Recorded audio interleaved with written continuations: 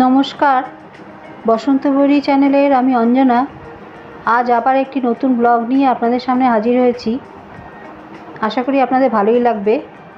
আর ভালো লাগলে চ্যানেলটাকে লাইক করবেন, সাবস্ক্রাইব অবশ্যই করবেন, আর শেয়ার করবেন, আর কমেন্টও চাই।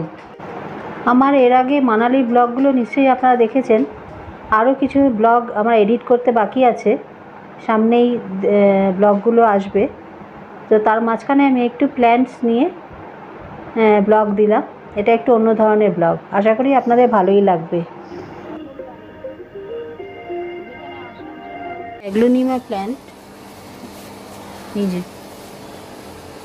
এই যে অ্যাগ্লোনিমা প্ল্যান্ট, এটা এই টবে ছিল, সেখান থেকে নিয়ে এটা রিপোর্ট করছি। নতুন টবে, একটা নতুন টব আর একটা পুরোনো টবে রিপোর্ট করছি। কীভাবে করছি সেটা দেখাচ্ছি আপনাদের। এই যে গাছটা, এই গাছটা ওই বড় টবটাতেই ছিল, সেখান থেকে নিয়ে আমি রিপোর্ট করছি, কারণ একটা টবে দুটো গাছ হয়ে গিয়েছিল, সেই জন্য এই পটে রিপোর্ট করব। আর একটা এই পট আছে, সেটাতে রিপোর্ট করব। গাছ দুটোকে আলাদা করেছি, দুটো এখান দিয়ে একটা কাটলাম, এই ঠিক এইখানটা দিয়ে একটা কাটলাম।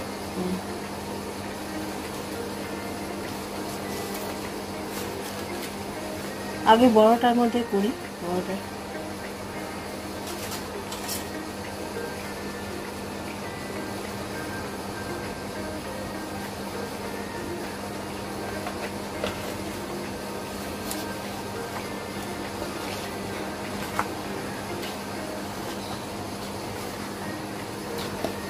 মাটি,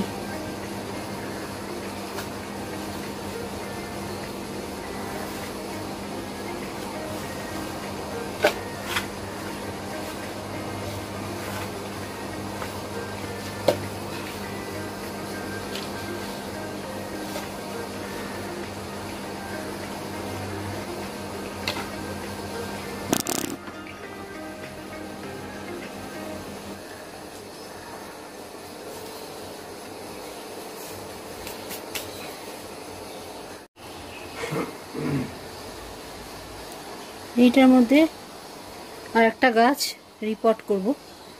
এই যে মাটি ভরেছি, বুঝতে পারছেন, মাটি ভরেছি, আর একটাকে এর মধ্যে দিয়েছি।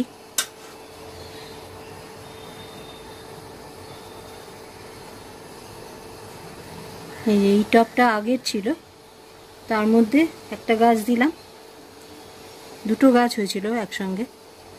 আর একটা এই টবে দেব, এই টবটা।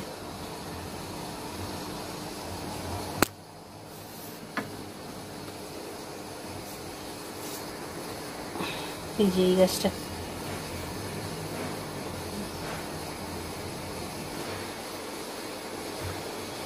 এই মাটি আছে, এই মাটির মধ্যে আমি শুধু ভার্মি কম্পোস্ট মিশিয়েছি 4-5 মুঠো, আর কিচ্ছু দিইনি।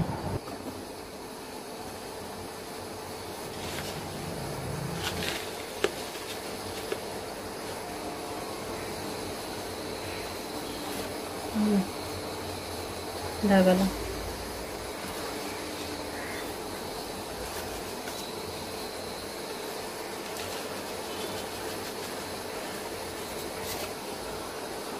একটু মাটি দিয়ে দিলাম। লাগানোর পরে একটু মাটি না দিলে গাছটা ভালো করে বসানো যায় না। দুটো গাছই আমার লাগানো হয়ে গেল।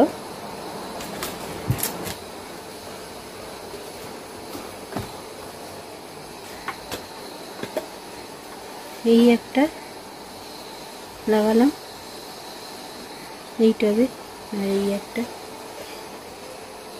এই টবে লাগালাম। এবার একটু জল দিয়ে দিলেই হয়ে যাবে। সকালবেলায় তো বাইরে পাম্প চলছে, সেই আওয়াজটা ক্যাচ করছে আর কি, অসুবিধা হচ্ছে।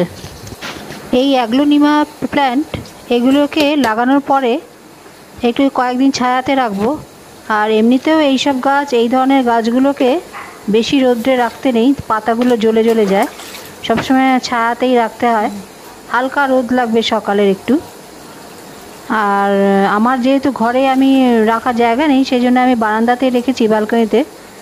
তো ঘরে রাখা যায়, ঘরেও ঘর সাজানোর জন্য লোকে এই ব্যবহার করে, আর খুব সুন্দর সুন্দর কালারের পাওয়া যায়। তো আজকে ভিডিওটা আমি এখানেই শেষ করছি। আপনাদের কীরকম লাগলো কমেন্টে জানাবেন, আর আশা করি খারাপ লাগবে না। তো সাবস্ক্রাইব অবশ্যই করবেন, লাইক করবেন। জল দিয়েছি এটাতে আর এটাতে।